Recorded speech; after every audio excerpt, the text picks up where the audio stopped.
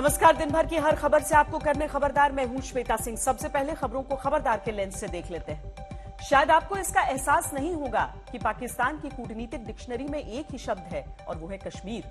हर मंच के स्पीकर पर पाकिस्तान अपना कश्मीर वाला पुराना कैसेट लगा देता है और यही सोचता है कि वाह, उसने क्या बात कह दी, और वही ओवर कॉन्फिडेंस हमारे पड़ोसी को ले डूबता है। आज संयुक्त राष्ट्र में कश्मीर की रट लगाने वाले पाकिस्तान की भारतीय स्टाइल में ऐसी धुलाई हुई है कि उसे काफी समय तक याद रहेगी और उसका सिर भी चकराया रहेगा, क्योंकि शब्दों और तथ्यों की मार बहुत गहरी होती है। आज शब्दों वाले इस कूटनीतिक बॉक्सिंग मैच का मिनट मिनट का हिसाब किताब देखिएगा। वैसे पाकिस्तान की राजनीति अंदर ही अंदर हिचकोले खा रही है। वहां के प्रधानमंत्री इमरान खान अपनी सरकार की 20 नवंबर वाली डेडलाइन को किसी तरह रोकने की फिराक में है और दूसरी तरफ पाकिस्तान के लीगल एक्सपर्ट से भरी बौद्धिक ब्रिगेड दुनिया की आंखों में धूल झोंकने के लिए खूब मेहनत कर रही है। आज कुलभूषण जाधव को राइट टू अपील का अधिकार देकर पाकिस्तान ने अपनी मजबूरी को महानता बताने की कोशिश की, लेकिन अंदर का खेल कुछ और है। इसे एक्सपर्ट्स की मदद से डिकोड करेंगे। इस बीच भारत पाकिस्तान के बीच करतारपुर कॉरिडोर 611 दिन यानी करीब 20 महीने के बाद आज फिर खुल गया। कोविड के दौरान एहतियात के तौर पर करतारपुर कॉरिडोर को बंद किया गया था। अब इसके खुलने से श्रद्धालुओं के चेहरे खिले हुए हैं, तो राजनेताओं के बीच इसका श्रेय लेने और वोटरों को लुभाने की पॉलिटिक्स भी शुरू हो गई। आज करतारपुर कॉरिडोर की रीओपनिंग और उसके पॉलिटिकल साइड इफेक्ट से आपको खबरदार करेंगे। और आज सुप्रीम कोर्ट में हुए प्रदूषण संवाद के रोमांचक हाइलाइट्स आपको दिखाएंगे। सुपर प्रदूषण पर सुप्रीम कोर्ट ने पूरे सिस्टम को सुपरहिट डांट लगाई और व्यवस्था पर चुन चुन कर व्यंग बाण मारे। हालांकि सिर्फ शब्दों से हवा को फिल्टर नहीं किया जा सकता। जिम्मेदारी को फुटबॉल की तरह इधर से उधर शिफ्ट करने से भी हवा स्वच्छ नहीं होती। फिर भी शुक्र है सुप्रीम कोर्ट का कि वो साफ हवा में सांस लेने के अधिकार की बात तो करता है, राजनीतिक दलों पर कुछ दबाव तो डालता है। आज चीफ जस्टिस एनवी रमन्ना सहित 3 जजों की बेंच ने जो कुछ कहा वो पूरे देश को ध्यान से सुनना चाहिए। इसके साथ ही एक ग्राउंड रिपोर्ट भी आपको दिखाएंगे जो ये बताएगी कि हवा को साफ करने की पॉलिटिक्स और प्रयासों में कितना प्रदूषण है। इस वक्त जम्मू कश्मीर के कुलगाम से बड़ी खबर आ रही है, जहां कुलगाम में 2 अलग अलग एनकाउंटर्स में 5 आतंकियों को ढेर कर दिया गया है। कुलगाम के पोम्बई में 3 आतंकियों को मार गिराया गया है। इसमें टीआरएफ का आतंकी कमांडर भी शामिल है। टीआरएफ का आतंकी कमांडर अफाक सिकंदर लोन मारा गया है। कुलगाम के गोपालपुरा में 2 दहशतगर्दों का सफाया किया गया है। 2 अलग अलग एनकाउंटर्स में यह बड़ी कामयाबी भारतीय सुरक्षा बलों को कुलगाम के इलाके में मिली।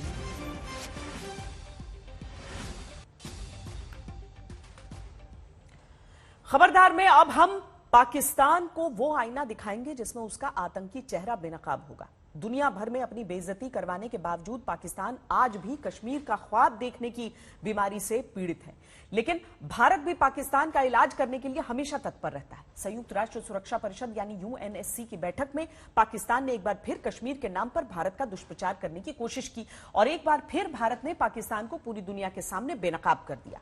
संयुक्त राष्ट्र में भारत की स्थायी प्रतिनिधि डॉक्टर काजल अग्रवाल ने खुली बहस के दौरान पड़ोसी देश के आतंकवादियों से नजदीकियों का कच्चा चिट्ठा खोलकर रख दिया और एक बार फिर पाकिस्तान को जल्द से जल्द जम्मू कश्मीर और लद्दाख से अपना बोरिया बिस्तर समेटने का अल्टीमेटम दे दिया। I'm constrained to take the floor once again to respond to some frivolous remarks made by the representative of Pakistan earlier today.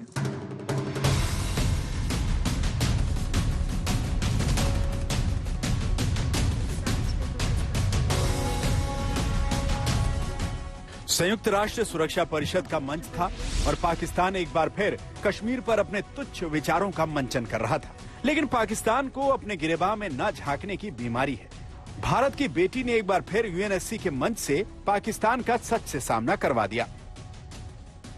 This is not the first time the representative of Pakistan has misused platforms provided by the UN to propagate false and malicious propaganda against my country, and seeking in vain to divert the world's attention from the sad state of his country, where terrorists enjoy free pass while the lives of ordinary people, especially those belonging to the minority communities, are turned upside down.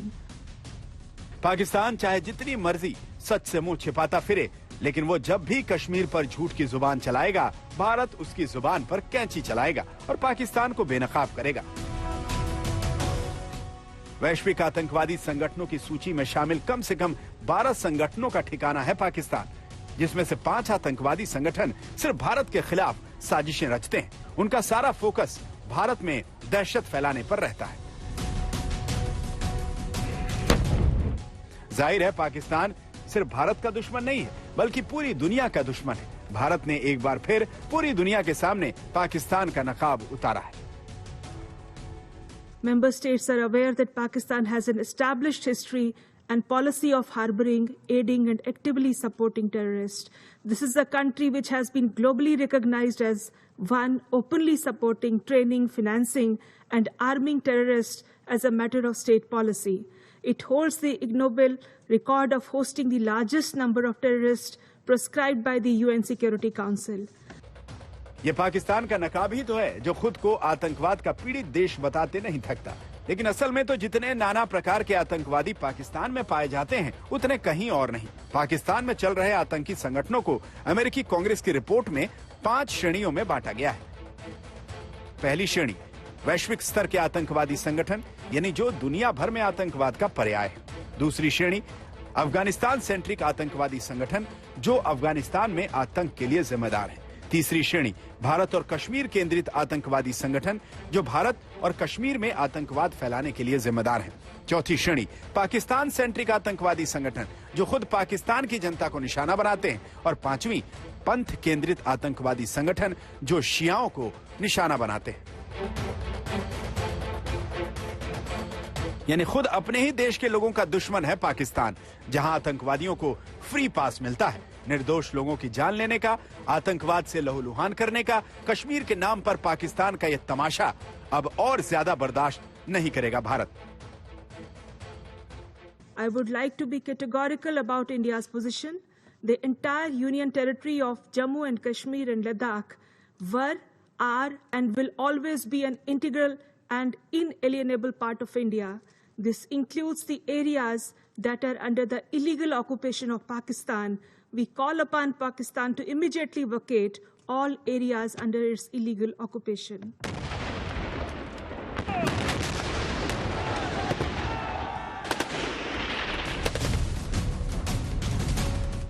Taliban, Al Qaeda, ISIS, Haqqani network, Lashkar Taiba, Jaish Mohammad, Hizbul Mujahideen, तहरीक तालिबान, हरकतुल मुजाहिदीन, दुनिया के किसी भी आतंकवादी संगठन का नाम लीजिए और पाकिस्तान का नाम आपके जहन में ना आ जाए, ऐसा हो नहीं सकता। वो कश्मीर के नाम पर आतंकवादियों की फौज तैयार करता है, वो अफगानिस्तान में तालिबान की मदद के लिए हक्कानी नेटवर्क तैयार करता है। आतंकवादी हमला चाहे दुनिया के किसी भी कोने में क्यों ना हो, पाकिस्तान का कनेक्शन सामने आ ही जाता है, क्योंकि दुनिया में अगर आतंकवादियों का कोई ठिकाना है तो वो है पाकिस्तान।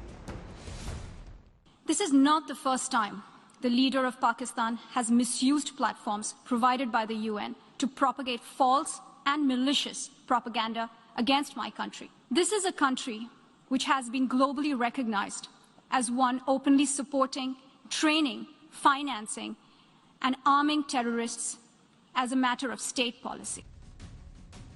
आतंकवादियों से पाकिस्तान की ये पुरानी रिश्तेदारी है, जिसका पर्दाफाश करने के लिए भारत आज भी तत्पर रहता है, पहले भी तत्पर रहता था और आगे भी तत्पर रहेगा, क्योंकि ये आतंकवाद के खिलाफ लड़ाई में भारत का राइट टू रिप्लाई है। Any meaningful dialogue can be held only in an atmosphere free of terror, hostility, and violence. The onus is on Pakistan to create such a conducive atmosphere. Till then, India will continue to take firm and decisive steps to respond to cross-border terrorism. आज तक bureau. Pakistan एक ऐसा देश है जहां आतंकवादियों के मानवाधिकार होते हैं। पाकिस्तान दोहरा चरित्र उसका देखिए कि वहां आतंकवादियों को अपील करने का हक दिया जाता है, लेकिन झूठे केस में फंसाए गए लोगों को अपनी सफाई देने तक का हक नहीं मिलता। पर पाकिस्तान का यह खेल अब ज्यादा नहीं चलेगा। पाकिस्तान को आखिरकार भारतीय नागरिक कुलभूषण जाधव को अपनी मौत की सजा के खिलाफ अपील करने का हक देना पड़ा। पाकिस्तानी संसद ने अपील के अधिकार से जुड़े विधेयक पर मुहर लगाई। इस विधेयक का नाम अंतर्राष्ट्रीय न्याय अदालत समीक्षा और पुनर्विचार विधेयक 2020 है। ये विधेयक हाईकोर्ट्स को किसी विदेशी नागरिक पर हुए लोअर या मिलिट्री कोर्ट के फैसले की समीक्षा और पुनर्विचार करने का अधिकार देता है। इसके कानून बनने के बाद पाकिस्तानी जेल में बंद किसी भी नागरिक को पाकिस्तान की सैन्य अदालत से मिली सजा के खिलाफ अपील करने का हक होगा। पाकिस्तानी जेल में बंद भारतीय नागरिक कुलभूषण जाधव के केस में यह कानून बेहद अहम है और खास बात यह भी है कि पाकिस्तान में यह बिल पास होना तब संभव हो पाया जब इंटरनेशनल कोर्ट ऑफ जस्टिस ने जाधव केस में पाकिस्तान को पुनर्विचार करने की हिदायत दी थी। कुलभूषण जाधव को पाकिस्तान की सैन्य अदालत ने जासूसी का आरोप लगाते हुए अप्रैल 2017 में मौत की सजा सुनाई थी, लेकिन भारत ने इसके खिलाफ हेग की इंटरनेशनल कोर्ट ऑफ जस्टिस में अपील की थी, जहां से पाकिस्तान को कड़ी फटकार लगाई गई, जिसके बाद पाकिस्तान को मजबूर होकर जाधव को भारत की तरफ से राजनयिक मदद उपलब्ध करवानी पड़ी थी। पाकिस्तान में विदेशी नागरिकों की अपील के अधिकार से जुड़ा कानून बनने का फायदा न सिर्फ कुलभूषण जाधव केस में होगा, बल्कि पाकिस्तानी जेलों में बंद उन भारतीय कैदियों को भी होगा जो सजा पूरी होने के बाद भी अपनी रिहाई का इंतजार कर रहे हैं। भारत सरकार के आंकड़े बताते हैं कि पाकिस्तान में 83 भारतीय सुरक्षाकर्मी लापता हैं और पाकिस्तान ने आज तक इन भारतीयों के अपनी कैद में होने की बात को माना ही नहीं है। केंद्र सरकार ने वर्ष 2020 में संसद में बताया था कि पाकिस्तान की जेलों में 337 भारतीय कैदी बंद हैं, लेकिन पड़ोसी देश इनकी संख्या केवल 261 बताता है। पाकिस्तान की जेलों में 15 साल से ज्यादा समय से बंद भारतीय कैदियों की संख्या 3 है। 10 साल से ज्यादा लेकिन 15 साल से कम समय से बंद भारतीय कैदियों की संख्या 11। 5 साल से ज्यादा लेकिन 10 साल से कम कैदियों की संख्या 19 और 5 साल से कम समय से बंद कैदियों की संख्या 34। जबकि बाकी वो भारतीय मछुआरे थे जो गलती से पाकिस्तानी सीमा में घुस गए थे और पाकिस्तान ने उन्हें पकड़कर जेल में डाल दिया, जिनको समय समय पर छोड़ा जाता रहता है। यह भारत की कोशिशों का नतीजा है कि इंटरनेशनल कोर्ट ऑफ जस्टिस के दबाव में आकर पाकिस्तान ने विदेशी नागरिकों को हाई कोर्ट में अपील का अधिकार दिया। उम्मीद है कि पाकिस्तान की जेलों में बंद निर्दोष भारतीयों को इससे लाभ मिलेगा। अब पाकिस्तान अपनी इस मजबूरी पर महानता का रैपर चढ़ाकर दुनिया को धोखा देने की कोशिश कर रहा है। ऐसे में हमने इस पर एक्सपर्ट से बात की। यह प्रश्न भी कई लोग पूछ सकते हैं कि यह पाकिस्तान की महानता है या कुटिलता है। महानता तो कतई नहीं। महानता तो तब होती है जब पाकिस्तान बिना किसी दबाव के, बिना अंतर्राष्ट्रीय न्यायालय के दबाव के, बिना उनकी आलोचना के या किसी परेशानी के या किसी भी तरह की आशंका के शुरुआत में ही कुलभूषण जाधव को अपील का अधिकार दे देता, तब ये माना जा सकता था कि पाकिस्तान की महानता है। कुटिलता हम इसलिए नहीं मान सकते कि पाकिस्तान की, क्या हम कह सकते हैं कि एक तरह से पाकिस्तान की कुटिलता है, क्योंकि पाकिस्तान की ये दरअसल मजबूरी है और इस मजबूरी को पाकिस्तान अपनी महानता बनाकर दिखाने की कुटिल चाल चल रहा है। तो हम ये कह सकते हैं कि ये पाकिस्तान ने मजबूरीवश किया, जैसा कि पाकिस्तान के कानून मंत्री ने कहा, लॉ मिनिस्टर ने कहा है कि अगर हम ये अपील का अधिकार न देते कुलभूषण जाधव को, तो शायद भारत संयुक्त राष्ट्र संघ में जाता, सुरक्षा परिषद में जाता और फिर हमारी बड़ी तूतू होती। उससे बचने के लिए उन्होंने दिया है, तो एक तरह से मजबूरीवश दिया। लेकिन अब उसको पाकिस्तान भुनाना चाहता है ये कहकर कि हमने इसको दयानतदारी दिखाई है, दरियादिली दिखाई है। लेकिन दुनिया जो है, विश्व जनमत जो है, पाकिस्तान की चाल अच्छी तरह जानता है कि 2019 में जब पाकिस्तान को अंतर्राष्ट्रीय न्यायालय ने ये कहा, तो ये कानून पास कराते कराते 2 साल से ऊपर लग गए पाकिस्तान को, 2.25 साल लग गए। तो ये पाकिस्तान की महानता तो नहीं हो सकती और दुनिया पाकिस्तान का सच जान चुकी है। 19 नवंबर को गुरुपुरब से पहले मोदी सरकार ने सिख श्रद्धालुओं को तोहफा दिया है। आज से करतारपुर कॉरिडोर फिर से श्रद्धालुओं के लिए खोल दिया गया। कोरोना महामारी की वजह से करतारपुर कॉरिडोर मार्च 2020 से बंद था। अब 20 महीने बाद दोबारा भारतीय सिख श्रद्धालु करतारपुर कॉरिडोर के जरिए पाकिस्तान में पवित्र गुरुद्वारे के दर्शन को जा पाएंगे। आज तक की टीम ने आज करतारपुर कॉरिडोर से ग्राउंड रिपोर्टिंग की है। इसके खुलने के पहले दिन भारतीय श्रद्धालुओं का पहला जत्था आज जब पवित्र गुरुद्वारे के दर्शन करके वापस भारत लौटा तो उनके चेहरे खिले हुए थे। सिख समुदाय के लोग काफी समय से करतारपुर कॉरिडोर खोलने की मांग कर रहे थे, लेकिन इसका श्रेय पंजाब की सियासत को भी जाता है।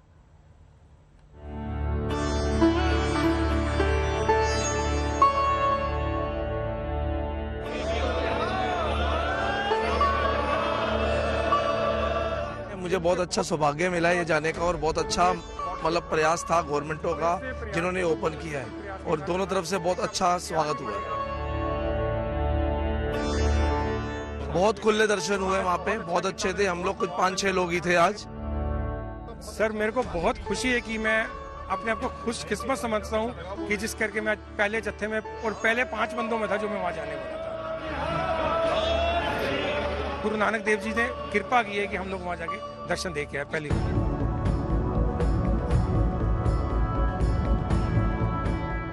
आप इसे सिख श्रद्धालुओं की आस और श्रद्धा का असर कहें या सियासत का असर, 20 महीने बाद फाइनली आज करतारपुर कॉरिडोर खुल गया। सिख श्रद्धालुओं के लिए ये खुशखबरी ऐसे वक्त में आई है। 19 नवंबर को गुरु नानक देव जी की जयंती यानी गुरु पर्व है।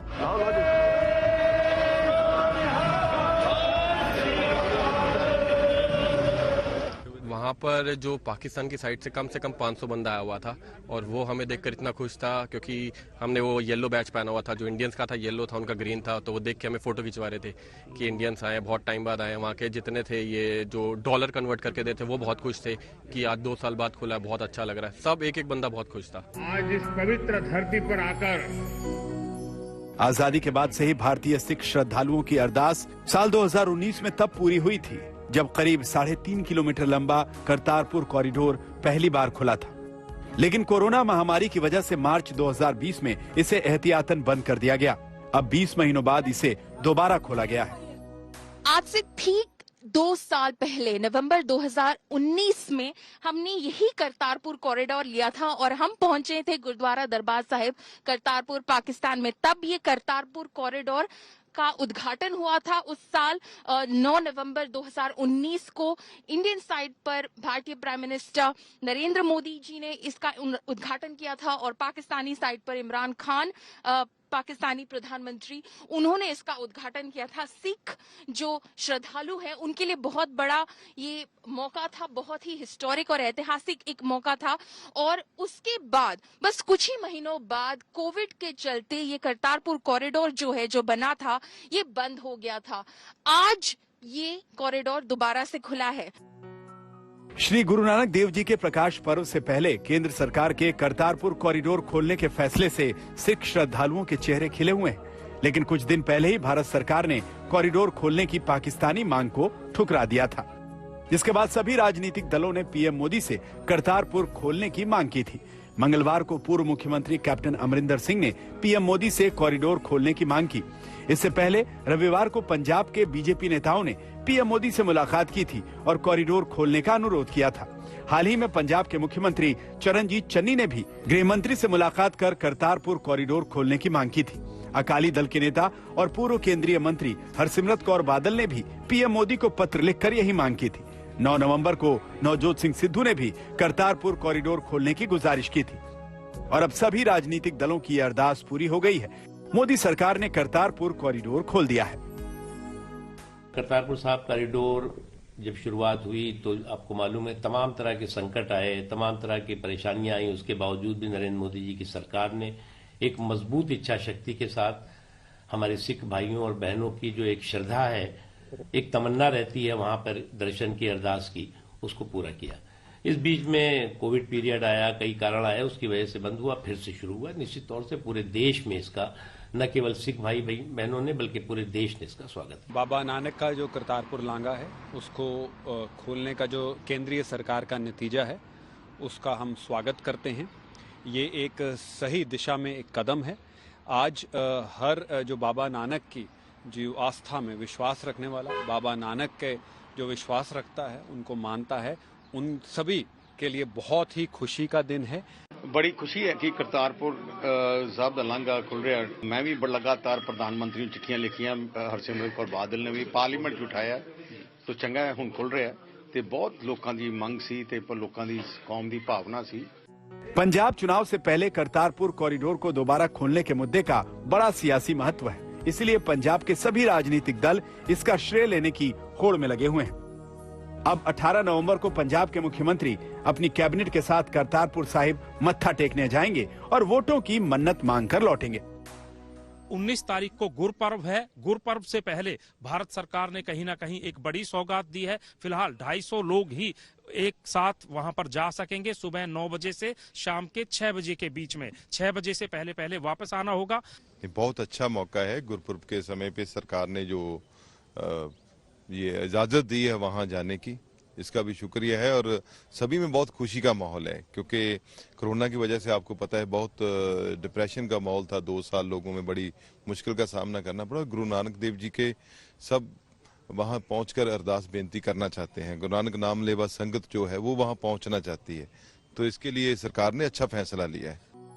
कोरोना महामारी से पहले रोजाना 5000 श्रद्धालुओं को करतारपुर कॉरिडोर के जरिए पवित्र गुरुद्वारे के दर्शन की इजाजत थी, लेकिन अभी रोजाना 100 से 200 श्रद्धालु ही यात्रा करेंगे। हालांकि गुरु नानक जयंती पर यह संख्या ज्यादा होने का अनुमान है। करतारपुर कॉरिडोर से पौलमी साहा के साथ सत्येंद्र चौहान, चंडीगढ़, आज तक। करतारपुर कॉरिडोर आज से दोबारा खुल चुका है, लेकिन कोविड प्रोटोकॉल के साथ जिनका श्रद्धालुओं को पालन करना होगा। फिलहाल गुरुद्वारा करतारपुर साहिब जाने की इजाजत उन्हें भारतीय श्रद्धालुओं को मिलेगी जिन्होंने कोरोना वैक्सीन की दोनों डोज ली हो। जो भी श्रद्धालु पवित्र दर्शन के लिए जा रहे हैं उनको अपने साथ आरटीपीसीआर नेगेटिव रिपोर्ट ले जानी होगी, जो 72 घंटे से ज्यादा पुरानी न हो। एक बार जब श्रद्धालु पाकिस्तान की सीमा में दाखिल होंगे तो उनका रैपिड एंटीजन टेस्ट भी वहां होगा। साथ ही कोरोना गाइडलाइंस का पालन करना होगा। कॉरिडोर सुबह 7 बजे से शाम 4 बजे तक ही खुला रहेगा। करतारपुर साहिब से श्रद्धालुओं को उसी दिन वापस लौटना होगा। करतारपुर कॉरिडोर खुलने का निर्णय होने के फौरन बाद पंजाब के मुख्यमंत्री चरणजीत सिंह चन्नी ने ऐलान किया था कि वो अपनी कैबिनेट के साथ करतारपुर में जाकर मत्था टेकेंगे। अब 18 नवंबर को पंजाब की पूरी कैबिनेट करतारपुर कॉरिडोर जा रही है। खबरदार में अब बात प्रदूषण पर सुप्रीम कोर्ट की गुस्से से भरी उस डांट की जिसकी चर्चा आज पूरे देश में हो रही है। जिस तरह त्रेता युग में भगवान राम को यह कहना पड़ा था कि भय बिन होई न प्रीत, यानी कुछ परिस्थितियों में बिना क्रोध और भय दिखाए काम करवाना असंभव है, ठीक उसी तरह इस युग में लगता है कि सुप्रीम कोर्ट की फटकार के बिना सरकारों और सिस्टम से भी काम करवाना मुश्किल है। दिल्ली एनसीआर में बेकाबू हो चुके प्रदूषण पर आज सुप्रीम कोर्ट ने देश की सरकारों और सिस्टम को जमकर फटकार लगाई। कोर्ट ने कहा कि इस आपात संकट को सुलझाने के लिए केंद्र और राज्य सरकारों के बीच तालमेल की कमी नजर आ रही है। कोर्ट ने यह भी कहा कि ब्यूरोक्रेसी कुछ नहीं करना चाहती, वो कोई फैसला नहीं लेना चाहती, वो चाहती है कि हर फैसला और सुझाव कोर्ट ही दे। तीसरी सबसे अहम बात कि 5 स्टार होटल के एसी कमरे में बैठकर किसी को दोष देना बहुत आसान है। बहुत हो गया, आप लोग कब संजीदा होंगे। ये तो हमने कोर्ट की फटकार का एक छोटा सा सैंपल बताया। अब इस रिपोर्ट से समझिए कि आज कोर्ट रूम में क्या हुआ।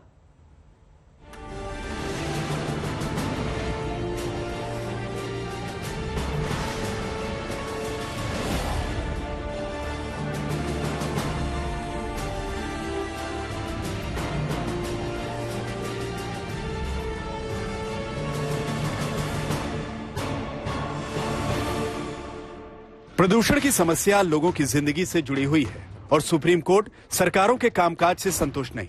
इसीलिए 3 जजों की बेंच ने सुनवाई की। इस बेंच में chief justice N V Ramana, justice D Y Chandrachud और जस्टिस सूर्यकांत मौजूद थे। जबकि केंद्र सरकार की तरफ से सॉलिसिटर जनरल तुषार मेहता, दिल्ली सरकार के वकील अभिषेक मनु सिंघवी, इसके अलावा हरियाणा, पंजाब और उत्तर प्रदेश सरकार के वकील भी मौजूद थे। सुनवाई के दौरान चीफ जस्टिस एनवी रमणा ने सवाल किया कि प्रदूषण को रोकने के लिए क्या कदम उठाए गए। इस पर तुषार मेहता ने जवाब दिया। दिल्ली के 300 किलोमीटर में 11 थर्मल प्लांटों में से केवल 5 काम कर रहे हैं, बाकी को बंद कर दिया गया है। 10 वर्ष से अधिक पुराने कोई भी वाहन सड़क पर नहीं चलेंगे। हमने केंद्रीय कर्मचारियों के वर्क फ्रॉम होम पर भी विचार किया है।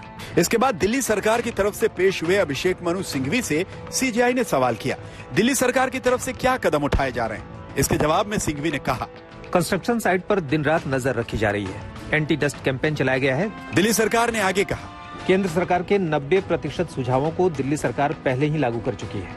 इस पर कटाक्ष करते हुए जस्टिस डीवाई चंद्रचूड़ ने कहा, बहुत हो गया, आप लोग कब संजीदा होंगे। इस पर सिंघवी ने कहा, पराली जलाने पर सफर की स्टडी है। 2 महीनों में पराली जलाने की घटनाएं बहुत बढ़ गई हैं। पराली जलाना प्रदूषण का कारण है। इस पर सीजेआई रमणा ने कहा, हम किसानों को सजा नहीं देना चाहते, हम चाहते हैं कि सरकार उनसे पराली न जलाने की अपील करे। हमारा ध्यान प्रदूषण कम करने पर है। आप सभी ऐसे मुद्दों को बार बार उठा रहे हैं जो प्रासंगिक नहीं है। टीवी डिबेट ज्यादा प्रदूषण फैला रही है। जस्टिस सूर्यकांत ने कहा कि आखिर किसान को पराली जलाना क्यों पड़ता है।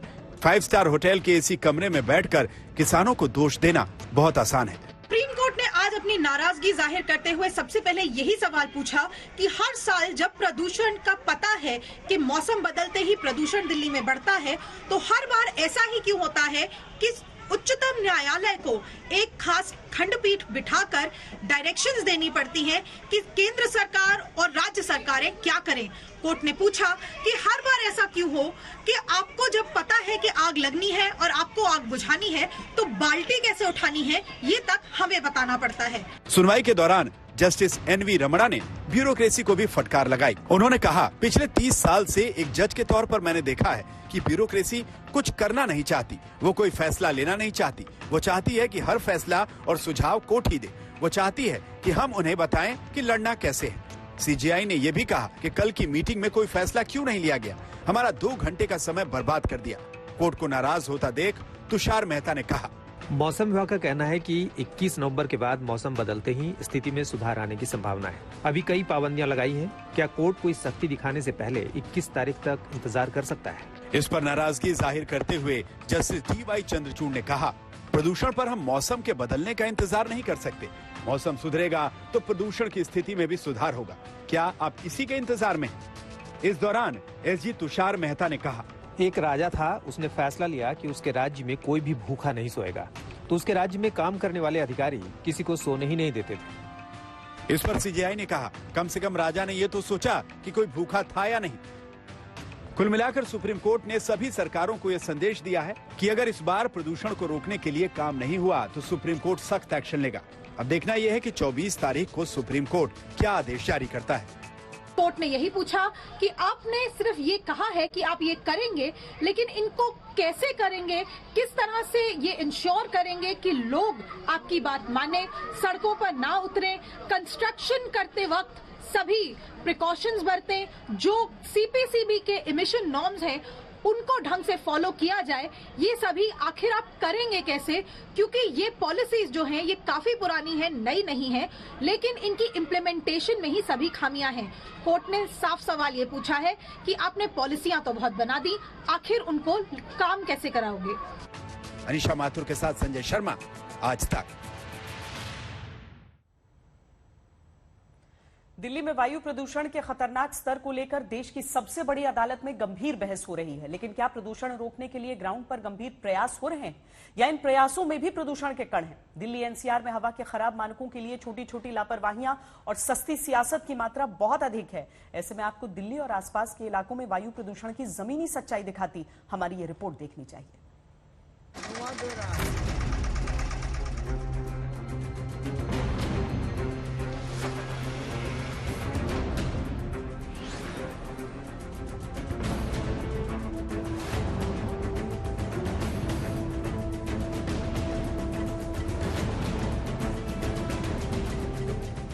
सीने में जलन, आंखों में तूफान सा क्यों है?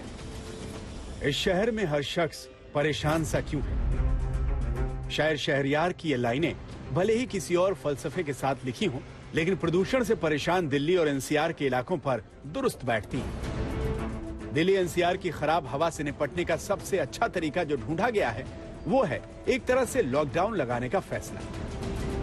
Commission for air quality monitoring यानी CAQM के आदेश के बाद स्कूल कॉलेज पूरी तरह से ऑनलाइन हो गए हैं। दफ्तरों को 50% क्षमता के साथ ही खोलने का आदेश है। यानी एक तरह से प्रदूषण की लड़ाई जनता के सिर मत्थे आ गई है। लेकिन प्रदूषण से निपटने के लिए सरकारी व्यवस्थाएं कितनी सजग हैं, इसे फरीदाबाद के सेक्टर 30 में बन रहे सरकारी फ्लाईओवर के निर्माण ने उजागर किया। इस वक्त हम फरीदाबाद के सेक्टर 30 में हैं और यहाँ पे फ्लाईओवर कंस्ट्रक्शन का काम चल रहा है। जो जमीन में खुदाई हो रही है वो सैंड जो निकल रहा है उसका पूरा जमावड़ा आपको यहाँ पे देखने को मिलता है और ऐसा ही जमावड़ा आगे है और इसको ना तो ग्रीन नेट से ढका गया है, ना यहाँ पे कोई एंटी स्मोक गन लगाया गया है और ना ही कोई भी ऐसी एक्टिविटी की जा रही है जिससे धूल हवा में जो मिलती है उसको कमी करने की कोशिश की जाए। इस लापरवाही पर सरकारों को शर्मिंदा होना चाहिए था, लेकिन इस प्रोजेक्ट की देखरेख कर रहे कारिंदों का रेडीमेड बहाना तैयार है। जो बालू और सॉयल पड़ा हुआ है इससे जो धूल उड़ेगी उसको रोकने के लिए क्या करें? सर इसको ढका गया था सर। अभी क्या है, जो यहाँ की जो और मिट्टी थी इसको यहाँ इकट्ठा किया गया था, इसलिए इसको हटाया गया है। फिर से इसको प्रॉपर तरीके से फिर इसको ढक दिया जाएगा। अभी तो इससे यहाँ ट्रैफिक मूवमेंट इतना ज्यादा है इस इलाके में, इससे तो धूल हवा में जाएगी ना? ट्रैफिक तो सर, ट्रैफिक से भी प्रदूषण तो धूल तो उड़ ही रहा है सर। तो इसको ढक दिया जाएगा और इसका और यहाँ साइड पे कोई खास काम नहीं चल रहा है अभी। निर्माण स्थलों पर प्रदूषण का स्तर कम करने के लिए सुझाए गए उपायों की अनदेखी करने वाली ये इकलौती जगह नहीं। इसी तरह से मिट्टी सड़क के किनारे पे छोड़ दी गई है और लगातार ट्रैफिक आगे जा रहा है, जिसकी वजह से धूल उड़ रहा है और वो धूल कहाँ जा रहा है, वो हवा में ही जा रहा है। अगर हम फरीदाबाद की एयर क्वालिटी की बात करें तो कल जो सीपीसीबी का डेटा है उस डेटा के अकॉर्डिंग 361 था यहाँ का AQI, एवरेज AQI, यानी कि वेरी पुअर कैटेगरी में। ये जो पॉल्यूशन, इसकी जो काम चल रहा है कंस्ट्रक्शन का, इसकी वजह से बहुत पब्लिक परेशान है। गांव का देखो कितना बुरा हाल कर रखा है, कोई वो नहीं है, प्रशासन सुनता ही नहीं है। धूल से सरकार की तरफ से अभी कोई कुछ नहीं है यहाँ से, और जहाँ चाह रहे हैं वहाँ खोद रहे हैं, जहाँ पेड़ गिरा रहे हैं, जहाँ उनका एरिया नहीं है वहाँ भी गिरा रहे हैं। लोगों को परेशानी है आने जाने में। एनसीआर का कोना कोना वायु प्रदूषण की चपेट में आ रहा है, क्योंकि बहुत कुछ तो जलवायु परिवर्तन का असर है, लेकिन कुछ आपराधिक लापरवाहियां भी हैं। इस चलते हुए डीजल जनरेटर से जलते हुए पर्यावरण का हाल खुद देख लीजिए और सोचिए, हवा दिन ब दिन और खराब क्यों होती है? क्यों दमघोटू वातावरण होता जा रहा है? क्यों अक्टूबर नवंबर का महीना हर साल गुलाबी ठंडक के लिए नहीं बल्कि खराब हवा के लिए जाना जाने लगा? लॉकडाउन सोल्यूशन नहीं है, लॉकडाउन समाधान नहीं है। हम सबों को और खासकर CAQM को, जिसका मैंडेट है साल भर वायु प्रदूषण के ऊपर काम करना, उनको एक लॉन्ग टर्म स्ट्रैटेजी बनाना पड़ेगा और इंटर स्टेट एक स्ट्रैटेजी बनाना पड़ेगा। सरकारी फाइलें कहती हैं, सरकारी निर्देश कहते हैं कि हम पर्यावरण के खराब होने की परिस्थितियों से लड़ रहे हैं। खराब होती हवा को पानी की बौछारों से स्वच्छ करने जैसी कवायतों को इतिश्री मान लेने की नीति और नियत के बीच सच्चाई तो ये है कि पर्यावरण बचाने के नाम पर बस नेता आपस में लड़ रहे हैं। दिल्ली के लिए क्या फंड दिया? दिल्ली के अंदर तो हम 100% स्टबल बर्निंग को कंट्रोल करने के लिए दिल्ली सरकार सारा काम कर रही है। राज्यों को फंड दिया है, राज्यों को फंड दिया है, ये सच बात है। लेकिन हमने पर्यावरण मंत्री के साथ जब बैठक की थी तभी कहा था कि इसका ग्राउंड एक्शन प्लान बनाइए, फंड देने से समाधान नहीं होगा।